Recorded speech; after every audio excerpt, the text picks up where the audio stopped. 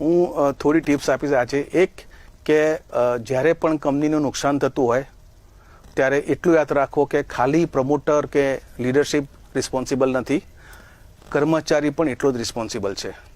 2, કર્મચારીએ પોતાનું પરફોર્મન્સ તો આપવાનું છે, પરંતુ જોડે જોડે એન્શ્યોર કરવાનું છે કે એના પિયર્સ એટલે કે એના સહકર્મચારીઓનું પરફોર્મન્સ પણ એટલું જ ઇમ્પ્રૂવ હોય. 3, એન્ટરપ્રનરની ફરજ છે કે કર્મચારીઓની ક્ષમતાને ઓળખીને એમની સારી બાબતોને ઓળખીને એમના જોડેથી મેક્સિમમ કામ લે અને એવા કર્મચારીઓને ઇન્સ્પાયર્ડ કરે જેથી એ લોકો મેક્સિમમ પ્રોડક્ટિવિટી આપે.